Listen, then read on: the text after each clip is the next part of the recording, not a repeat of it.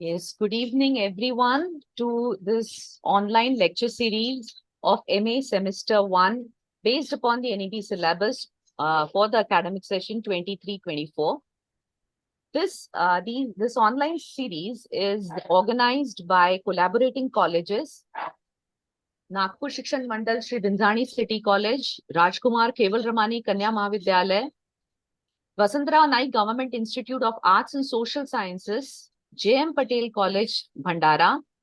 Then we have with us R.S. Mundle Dharampet College of Arts and Commerce and Mahila Mahavidyalaya, Nagpur. These are the collaborating colleges. The PG departments of these colleges have come together, and this online series is hosted by these colleges. Today, we have with us Dr. Renuka Roy, who is currently working as an assistant professor of English in Porwal College, Kampi. She has 14 years of teaching experience to the undergraduate classes, and she also conducts classes for the PG students. She was awarded the PhD degree in March 17, and her topic was a critical study of the women characters in the selected novels of V.S. Naipaul. Madam has published her research papers in various reputed peer-reviewed journals, and her areas of interest are feminist studies, diasporic literature, and Indo-Caribbean studies. Today, ma'am is going to deliver a lecture on Preface to Shakespeare by Samuel Johnson. And I request, ma'am, on behalf of all the collaborating colleges to take this session further. Renuka, ma'am. Yes, good evening, ma'am, and good evening to all my dear student friends. And today we are going to deal with a very important, part of English critical history, the Preface to Shakespeare. It can be called as one of the fundamental theories given by a very great master of English literature, Dr. Samuel Johnson. And I'm at the outset, I'm extremely thankful to all the collaborating colleges for giving me this opportunity to present today's presentation of mine on the Preface to Shakespeare by Dr. Samuel Johnson. I thank the principal of these colleges, Binzani College, J.M. Patel College, Rajkumar Keval Ramani Mahila Mahavidyalaya, R.S. Mundle College, Mahila Mahavidyalaya Nandanman, and Morris College. I am really thankful, and it is a wonderful initiative for the students because the topic is extremely lengthy, and I'll not take much of your time, and we will start with our presentation.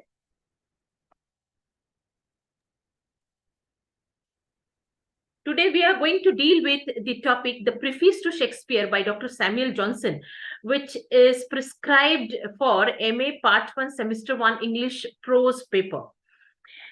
Before going on into the text, that is the Preface to Shakespeare, let us have a little bit of introduction about the author who has written this wonderful, critical appreciation of Shakespeare.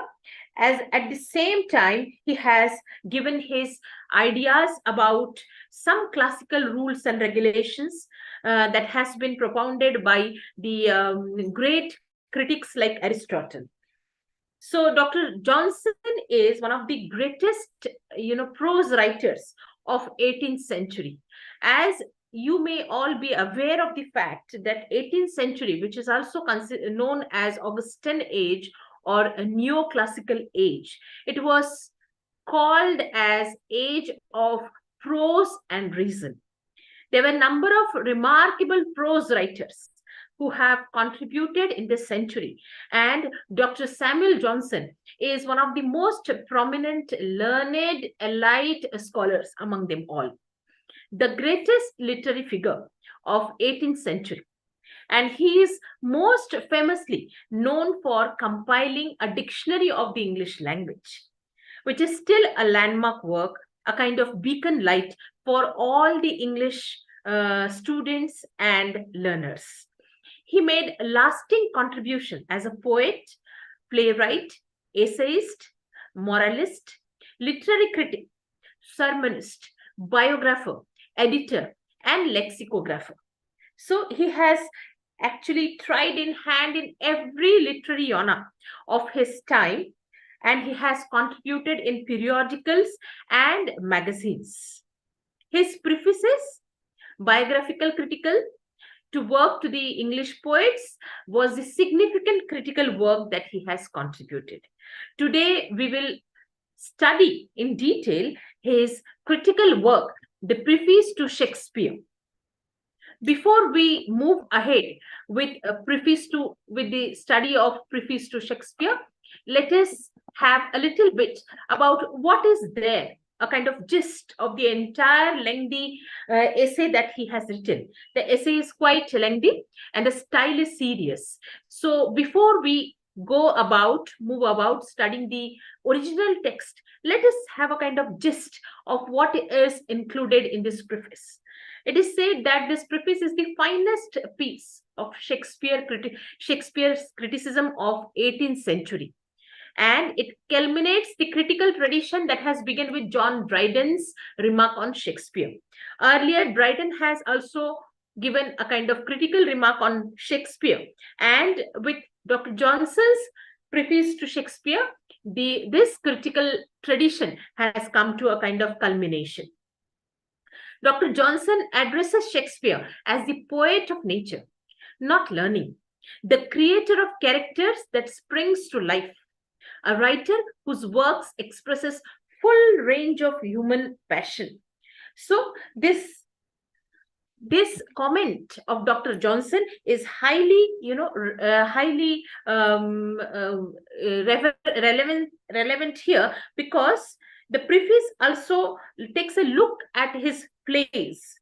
He resists all the bardolatry, uncritical worship of Shakespeare, and he looks at Shakespeare's work with utmost objectivity. Dr. Johnson here points out the faults as well as virtues of Shakespeare's plays, and he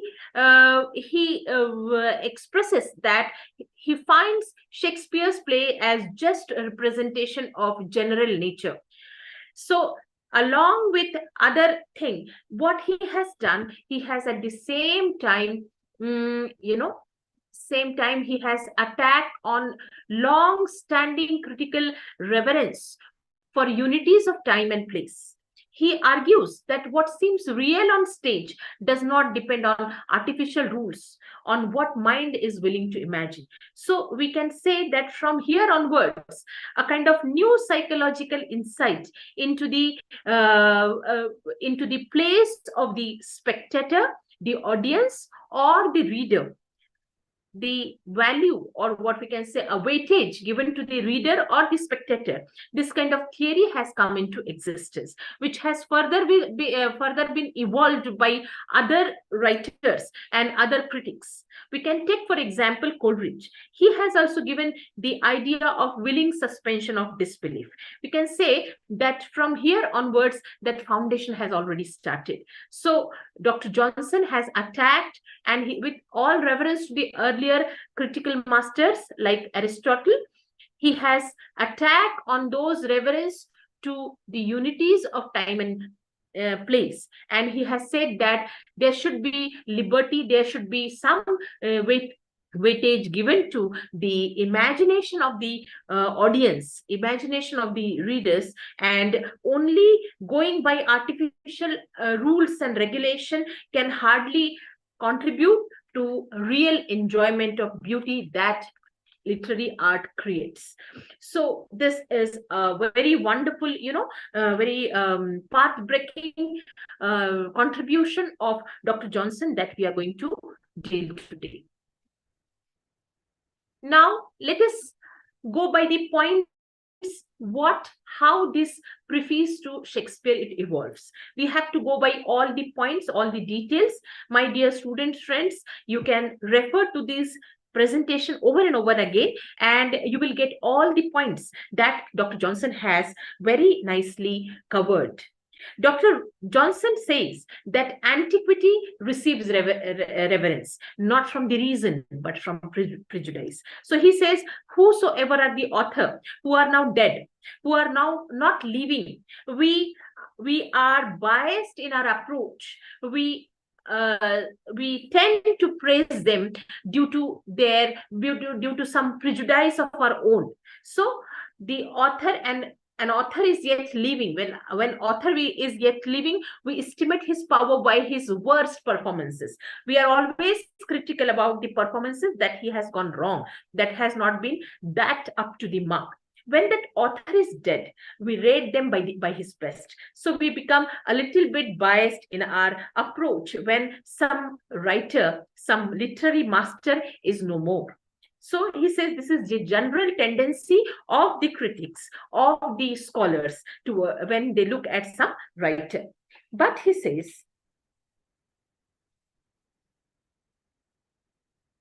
antiquity, like every other quality that attracts the notice of mankind, has undoubtedly votaries that reverence is not from reason but from prejudice. So that reverence that a dead author receives, many a times it is out of the prejudice, not from the reason, not from the actual reason behind why we should revere to such writer. According to Dr. Johnson, to works in general and literary works in particular, excellence comes gradually and comparatively.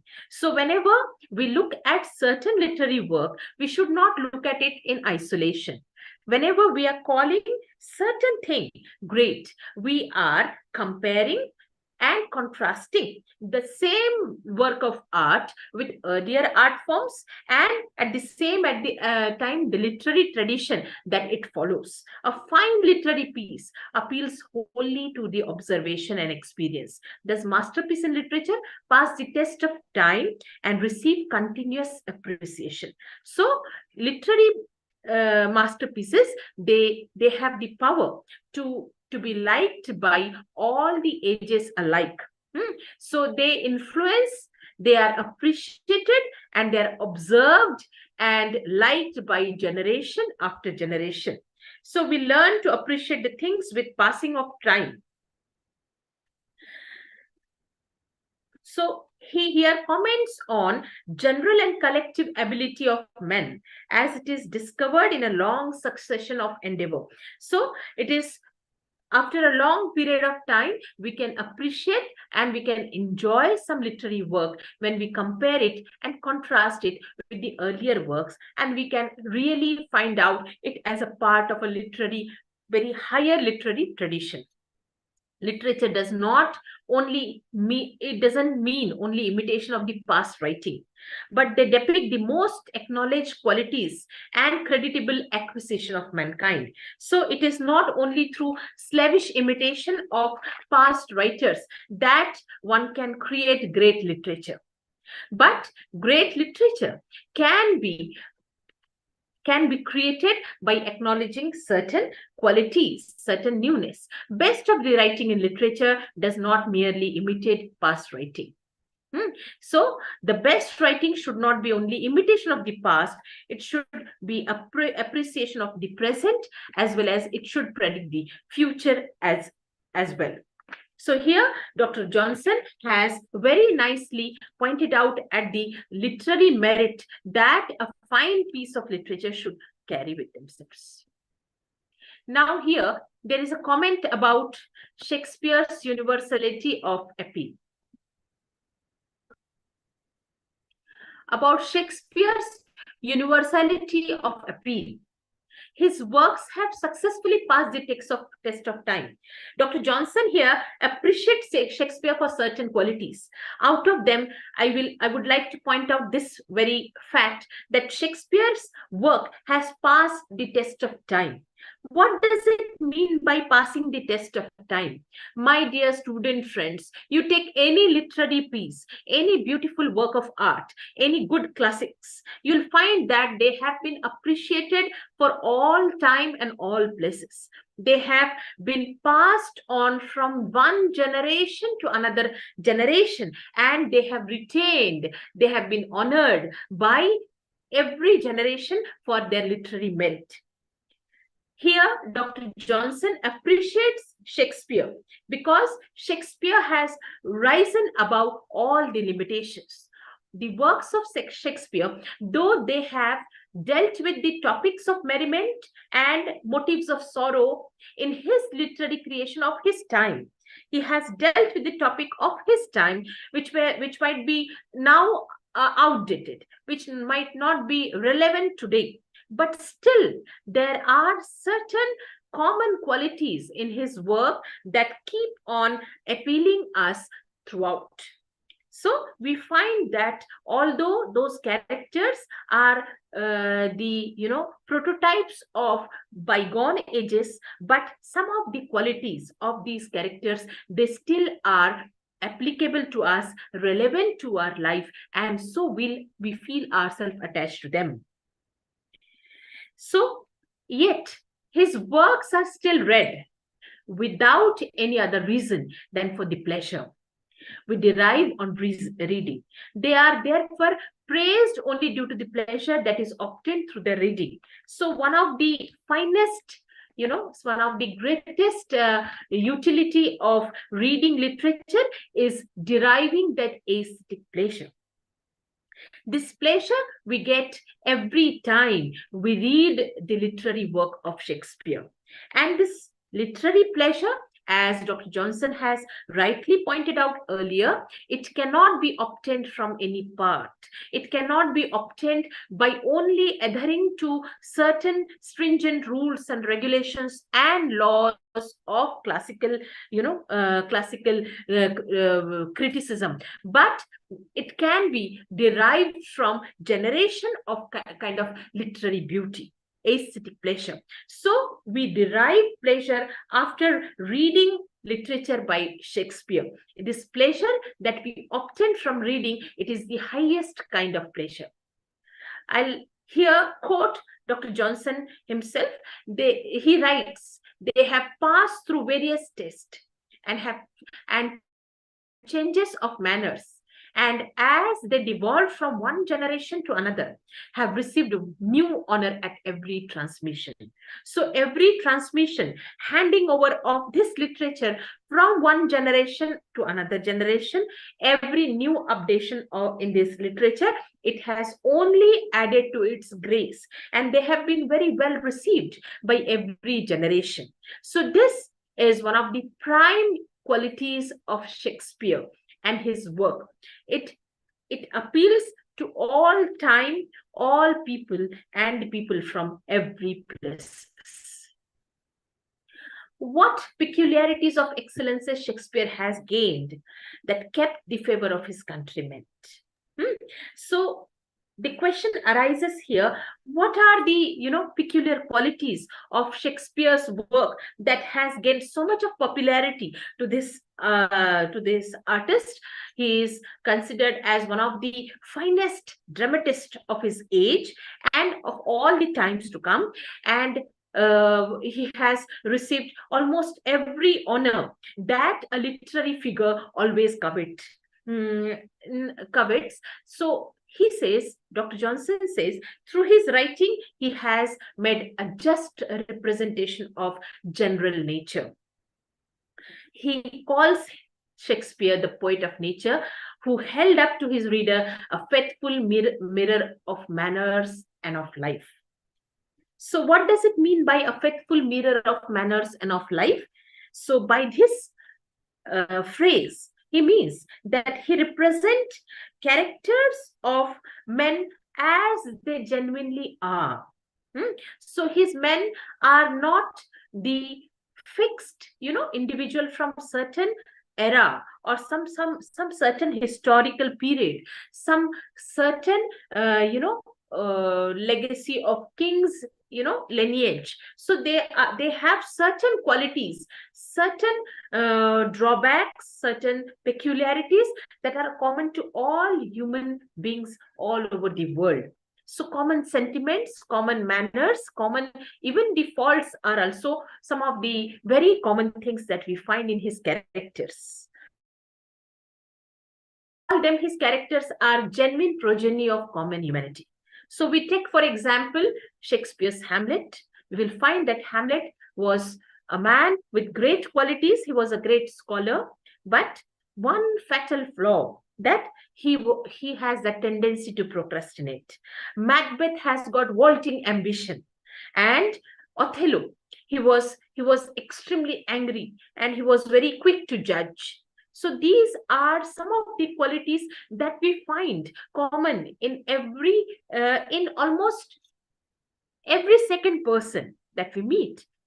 So some of the common qualities that has been depicted, very nicely projected in his character, they make us feel quite close to our heart. Shakespeare's characters are commonly a species. They act, speak by the influence of those general passions and principles. So here I have already explained what kind of passions are there, what kind of principles. Some of them, they are like common human being. They are also driven by common faults and foibles of nature. Plays of Shakespeare's are filled with practical axioms and domestic wisdom. So what does it mean by practical axioms and domestic wisdom?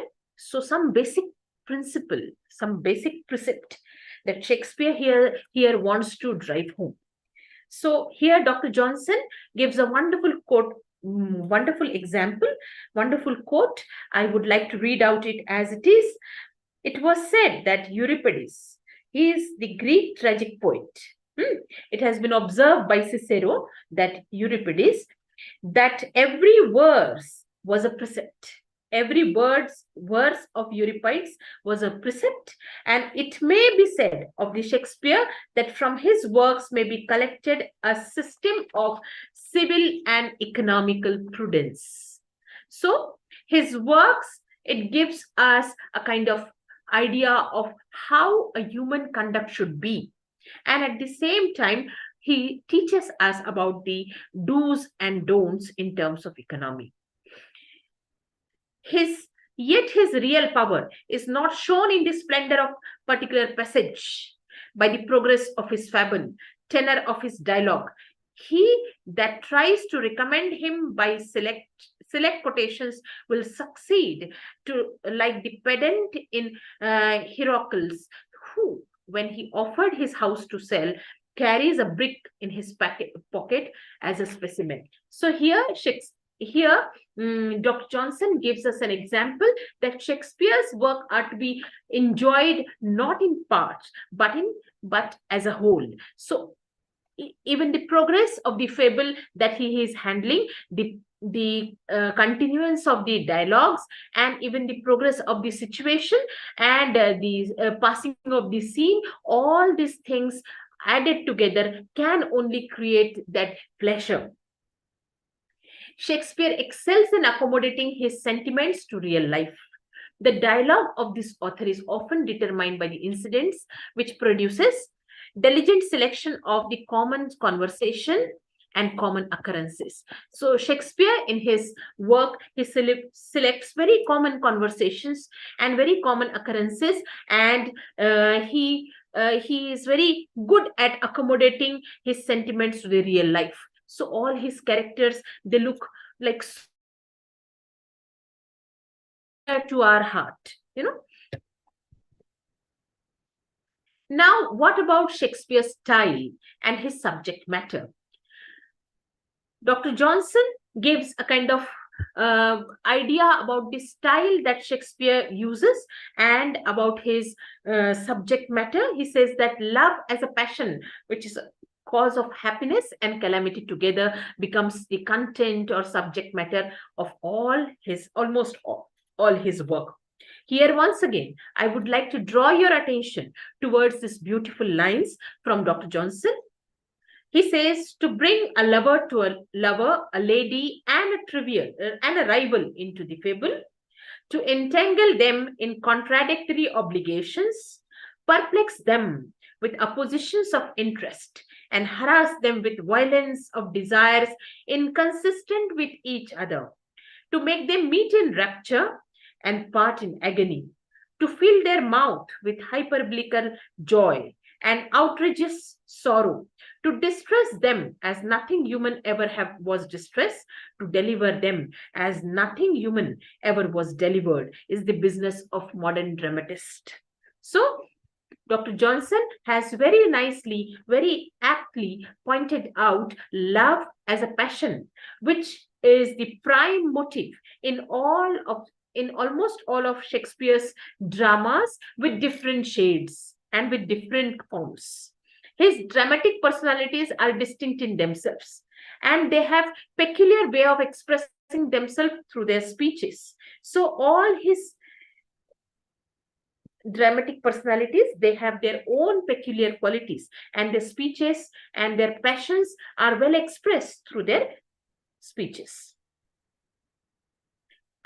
Here, Dr. Johnson says Shakespeare has no heroes. His scenes are occupied only by men who act, speak as the reader thinks that he should himself have spoken or acted on the same occasion. Even where the agency is supernatural, the dialogue is level with life. So all his dramatic personalities, they act and speak like common human being, and there is lots of verisimilitude, very similarities with the common way of dialogues, common speeches. So he has wonderfully created wonderful, beautiful dramatic personalities in his plays. So what does Shakespeare's plays actually do? Shakespeare approximates the real. So he brings real to life. He brings very remote, approximate.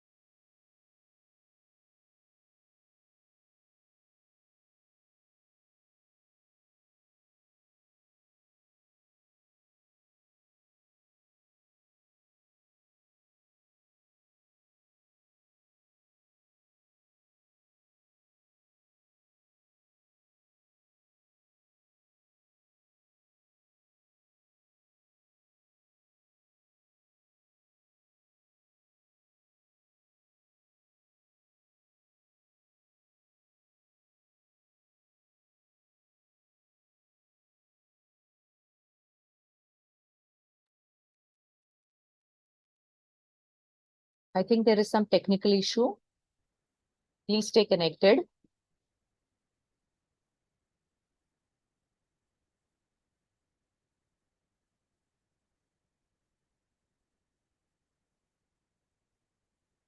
Am I audible? Yes, you're audible, madam. It is some connectivity error. Yeah.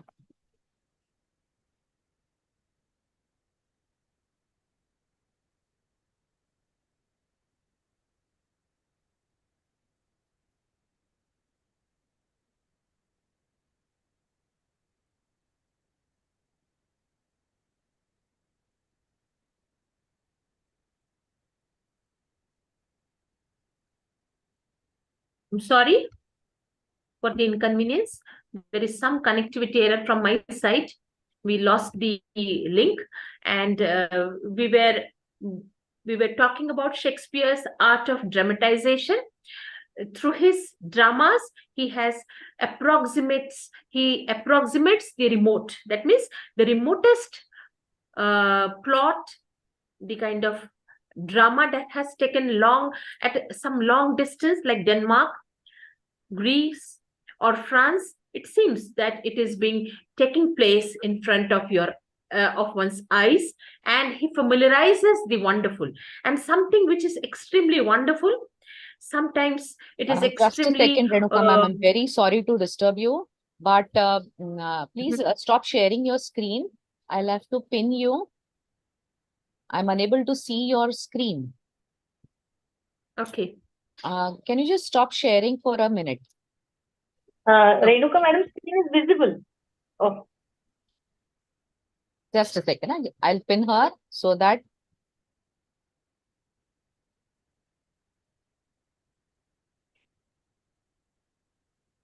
Right, just a second.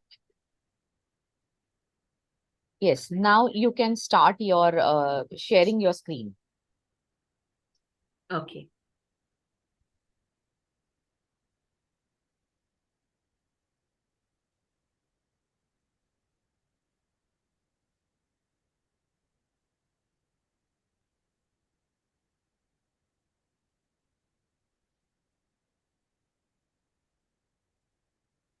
Is it visible? Yes, yes, it is visible, ma'am. Please go ahead. Yes. So in as a whole, we can say that his drama is mirror of life. So he gives a kind of picture of life through his dramas.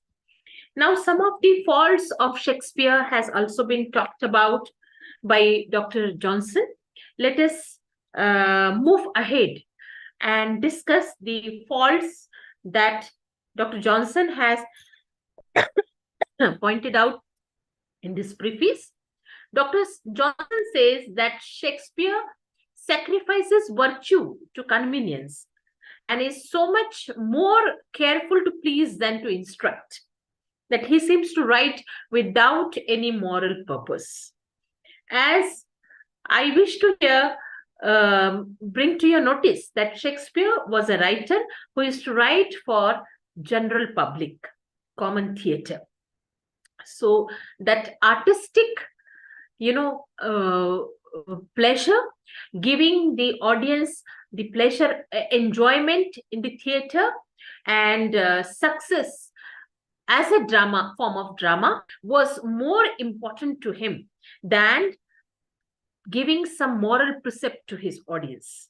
So we find that he has he has not taken due care to the moral purpose of an art form was earlier being observed prior to Shakespeare as an artist. So if we go in the history of English drama, we'll find that there were morality plays, there were mystery plays. They were full of some moral ideas, some precept, some principle that are to be driven home through the presentation of dramas on stage. Shakespeare, on the other hand, he has created his plays only with the aim of giving pleasure to his audience, those who are even from the strata of aristocrats, even the common general publics, and even the groundlings. He always wanted to cater to the common taste of that era. Here, Dr. Johnson himself finds out and points out at the reason behind his neglect of moral purpose in his plays. This fault, the barbarity of his age, cannot extenuate, for it is always a writer's duty to make the world better. And justice is a virtue independent on time and place. So here Dr. Johnson here takes objection over Shakespeare's own disapproval of wicked. His characters seems to be displaying good and evil at equal measure. He is seldom found to be chastising evil and applauding the good. So they are just presenting themselves on the stage. So, and even the writer's intervention in giving a moral, sermon in the play is very less. So Dr. Johnson says that his age was very barbarous. So that age demands such kind of presentation. They want pleasure. It was an age of great enterprise. So the mariners, soldiers, warriors, groundlings, the aristocrats, they want pleasure on that stage. And this pleasure was rightly supplied or given by Shakespeare in his dramas. But while giving this, he has conveniently overlooked the duty of a dramatist is to give a kind of moral precept, is to give a kind of learning to his audience. This is the first, objection or first fault that Dr. Johnson finds in Shakespeare's approach. Second objection or fault that Dr. Johnson finds out in him is that his plots are loosely formed. He says that had Shakespeare been a little bit more careful in his in improvement of his plots, they would have been very nicely formed, and they could have fully gone aligned with the entire design of his drama. So once again, he has apparently rejected those exhibitions because for the sake of easy way of presentation. He has not cared for perfection. He has always cared for the ease. The third objection that Dr. Johnson points out is that the later part of his plays is evidently neglected. So he even goes ahead in saying that Shakespeare has shortened the labor to snatch the profit.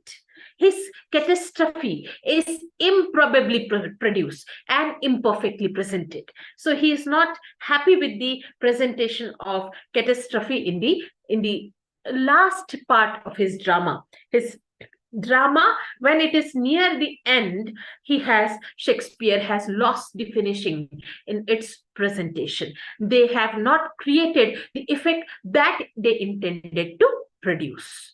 This point we will further look into in the later part of this presentation. Let us go ahead with the fourth objection or contention that Dr. Johnson has about Shakespeare.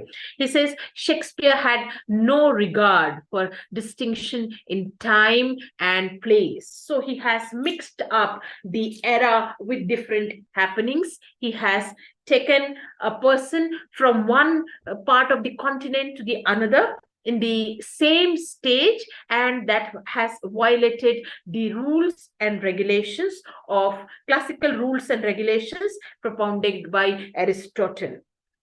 Dr. Johnson goes on to, safeguard and to protect Shakespeare from this great, objection of violation as the one who is the violator of chronicles. And he says there are some other Elizabethan writers also who have also violated the chronology, and he names Sir Philip Sidney, who in his pastoral work Arcadia has confused the pastoral with the feudal times, the days of innocence and quiet and security with that of turbulence, violence and adventure in his plays. So here he has little bit taken time of taken sides with Shakespeare, and he said that there were some other Elizabethan writers who have also violated these rules of chronology. Next, commentary that Dr. Johnson has made is about Shakespeare's handling of his comic scenes. He says, he comments that as a writer, Shakespeare ought to have chosen best mode of gaiety, stateliness, and formality of his age. Dr. Johnson says that the age in which Shakespeare has written, that age was characterized by the qualities like stateliness, formalities, and reserves. And all these qualities, all these attributes seems to be lacking in his comic scenes that he has presented in his drama. I'll quote here once again the words of Dr. Johnson himself. He says he engages his characters in reciprocation of smartness and contests of sarcasm.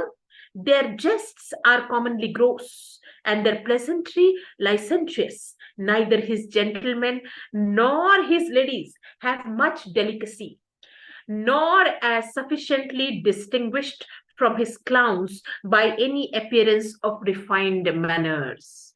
So here Dr. Johnson has very gravely objected the kind of gravity, kind of stateliness that he feels ought to have been the element in Shakespeare's comic scenes. In tragedy, he says, it seems that his performances were getting they were getting worse to worse. Bad to worse, I'm sorry, bad to worse. And he says, in tragedy, his performances seems constantly to be worse as his labor is more. The effusion of passion which exigence forces out are for the most part striking and energetic. But whenever he solicits his inventions or strained his faculties, the offspring of his throw is tumor, meanness, tedious, and obscurity. So he says all his dramas, they were sometimes very tedious and sometimes very obscure. So he feels that his tragedies, they have not improved gradually.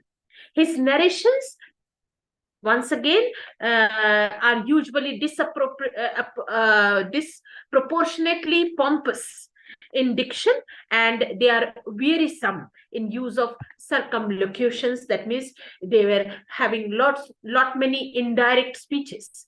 A simple narration, very small speeches you will not find. You'll find very pompous diction, very wearisome, chain of speeches woven together. And when he chastises Shakespeare for not being able to explain the sentiments properly. He says when entangled with an unworldly sentiment, he cannot express them well. The quality of words to think is very often neglected. So he says that trivial sentiments, very general sentiments and vulgar ideas are often being presented using very sonorous epithets, very swelling, figures in his speech, and whereas very lofty ideals and lofty ideas were very trivially and very carelessly being put forward by Shakespeare. And once again, he criticizes that Shakespeare has not properly handle the catastrophe. His catastrophe are not well crafted. He handled grave topic clumsily. So I'll once again read out the lines from Dr. Johnson himself. What he does best, he soon ceases to do. So by the end of his work, he ceases to do the thing that he had been doing very well. So we find that he has wound up the things. He has the tendency of wrapping up the things clumsily. He is not so soft, not long soft and pathetic without some idle conceit or contemptible equivocation. He no sooner begins to move than he counterattack himself, and terror and pity, as they are rising in mind, are checked and blasted by sudden frigidity. So, according to Dr. Johnson, terror and pity, that should be the ultimate outcome at the end of catastrophe.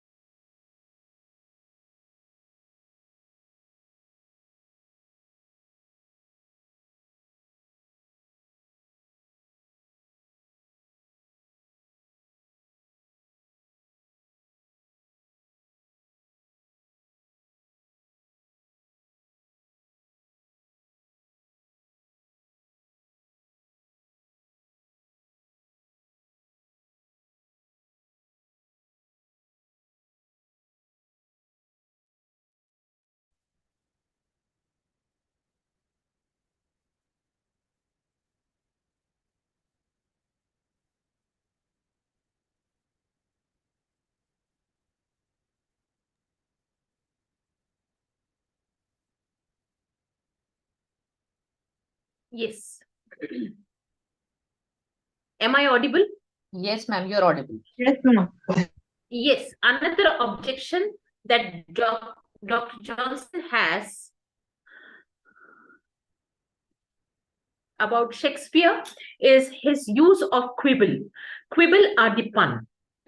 He writes, quibble is to Shakespeare what luminous vapor are to the traveler.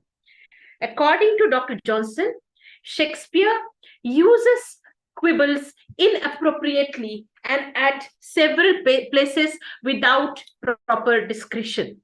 He chastises Shakespeare by saying a quibble, poor and barren as it is, gave him such delight that he was content to purchase it by the sacrifice of reason, propriety, and truth. A quibble was to him the fatal Cleopatra, for which he lost the world and was content to lose it. So he is not happy with Shakespeare's excessive use of pun as one of the dramatic devices in his writings. And further, he goes on to talk about Shakespeare's neglect of unities and his violation of laws. Dr. Johnson here defends Shakespeare, and he takes his side with Shakespeare's violation of sides with Shakespeare, whereas the author, the writer, violates the unities of time, place, and action. He says that he has full regard for all those classical critics and writers, those who have propounded and those who have given the theory of dramatic unities. But he defends Shakespeare on very firm grounds and giving a very sound reasons for supporting his violation of these classical rules. He says in historical plays, Shakespeare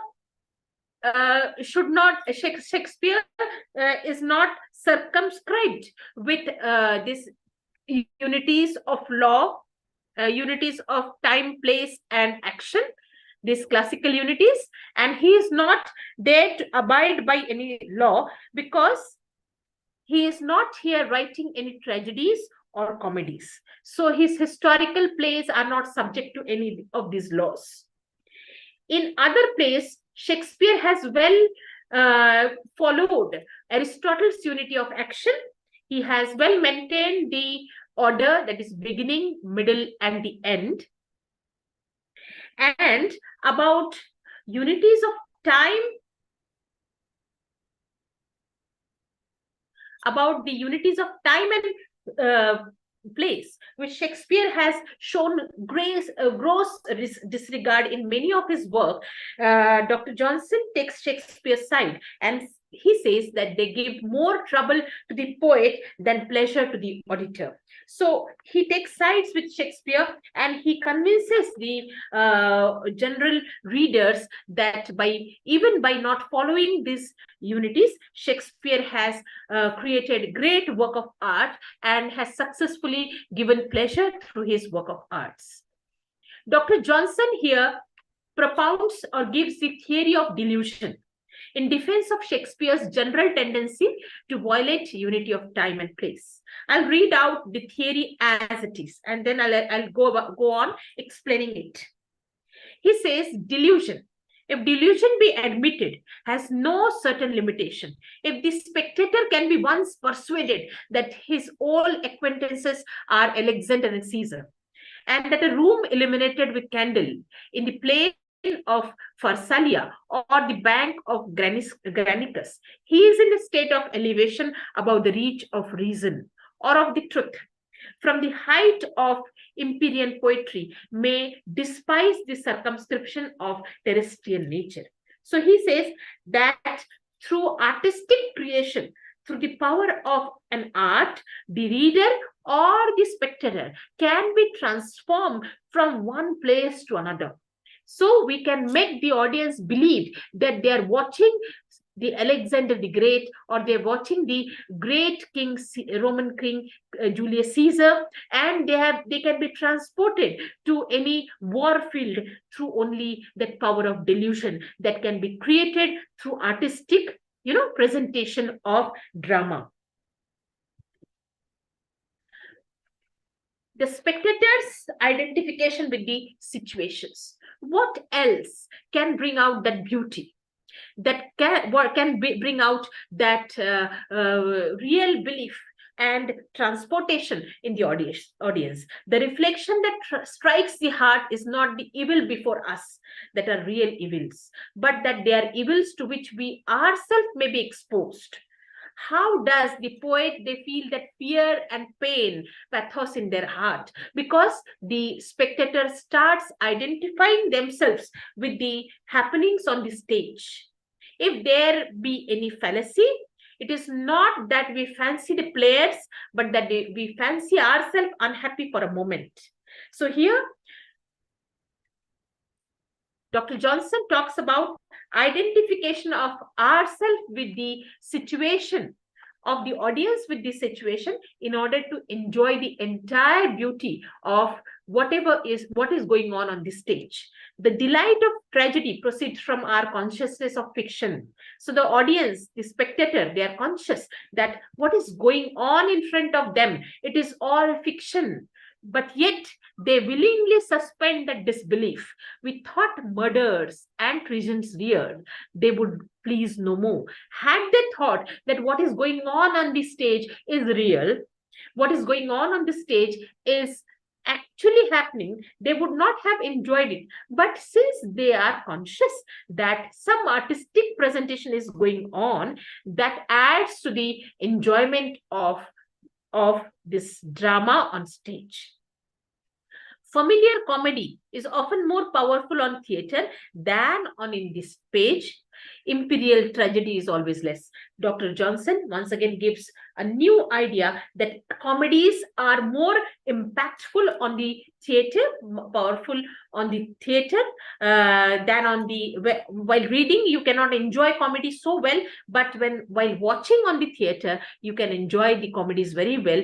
But the tragedies you can read and you can enjoy it more as a literary piece of art. So they can give you lasting, pleasure, lasting understanding, and a kind of cathartic effect to the readers as well.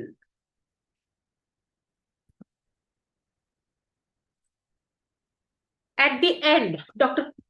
Johnson concludes that result of my inquiries, in which it would be ludicrous to boast of impartiality, is that unities of time and place are not essential to a just drama. So he says that unity of time and place are not essential, though they may sometimes conduce to pleasure. They can be admitted so that they are increasing the pleasure. They are always to be sacrificed to the nobler beauties of variety and instructions. So if the writer, he wants to sacrifice this to unity, and if he can successfully bring out beauty on the stage, and if he can really succeed in instructing the audience through presentation of drama, so he can very well sometimes keep the unities of time and place aside. This is what Dr. Johnson concludes. The greatest grace of a play are to copy nature and instruct life. So Dr. Johnson, he says that the plays, as Shakespeare has always done it, it should copy the nature. It should be the representation of life. It should be the representation of common humanities, their sorrows, their sufferings, their, struggles, everyday struggles of life. In the last part of the essay, Dr. Johnson has critically appreciated the two of Shakespeare's literary works, Twelfth Night and King Lear. Samuel Johnson criticizes Twelfth Night because he feels that it lacked credibility and failed to present the true picture of life. So he feels that this Shakespeare has not successfully presented the true picture of life in Twelfth Night. And in criticizing or in talking about the King Lear, Dr. Johnson has once again given a doctrine of poetic fidelity. Dr. Johnson, doctrine on which Johnson refutes poetic justice, is quite antithetical to one which he uses in criticizing the doctrine of unities.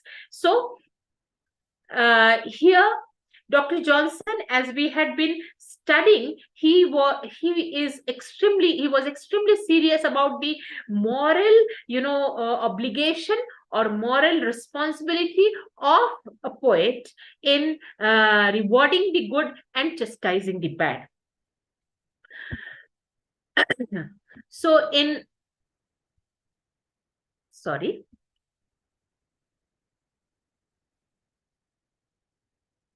So his inherent bias for moral conclusion in a work of art might have been made him sympathetic to the idea of rewarding the good and chastising the bad.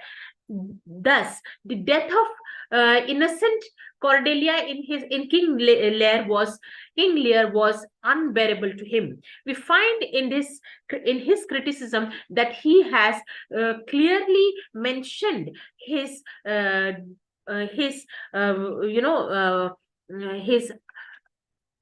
he is not happy, his unhappiness or his intolerance to innocent Cordelia's death in King Lear. However, he does not approve of the validity of poetic justice as an artistic device. He says that poetic justice cannot be said as the permanent artistic device and critical principle in all the literary work.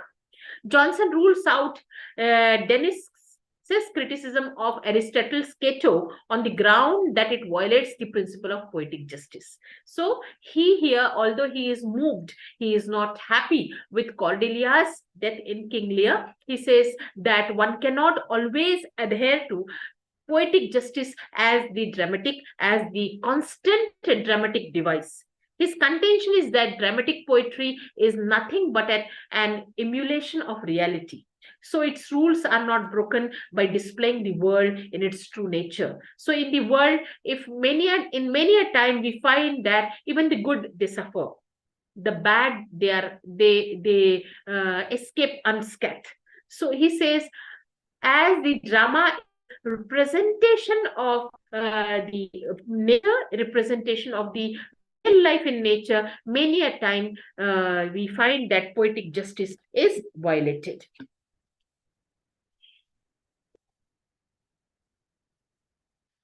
Some of the prose style of Dr. Johnson I would like to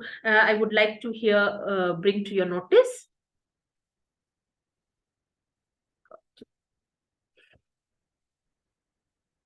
Dr.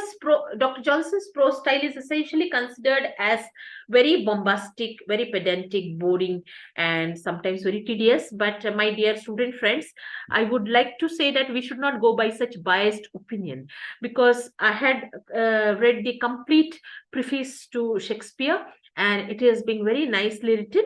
Only thing is that diligent, reading and taking reference to different, reference books and dictionary from time to time can help us follow Dr. Johnson very well. When the subject is of sober nature, he makes use of a style which is unparalleled in its beauty and rhythm. Johnson's prose style has some historical affinity. It has an invariable echo of the style that was in vogue when Johnson entered the scene. So he, as I had in the beginning of my presentation said, that he was a man from 18th century, age of prose and reason.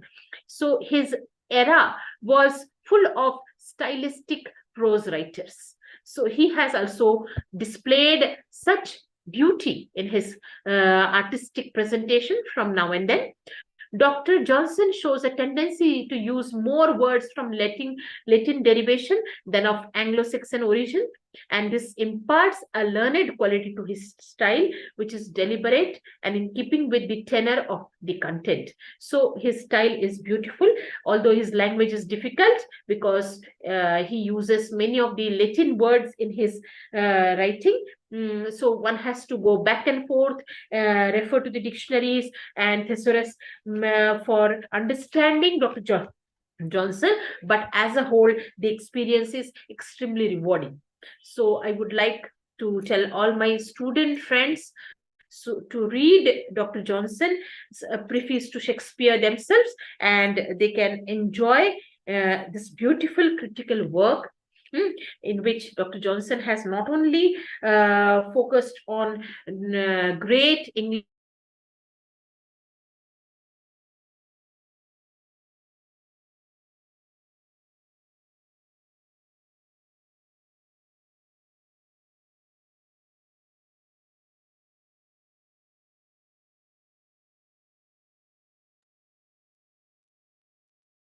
I think we have again lost contact with Renuka ma'am. There is some technical issue on her side, but we have almost come to the end of this session.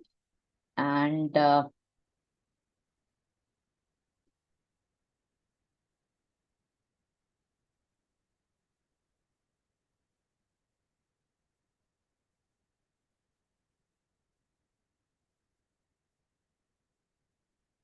I would ma'am, like to once again yes. thank the organizers, and sorry for the multiple interruptions, because it is by the end of the day we are taking this.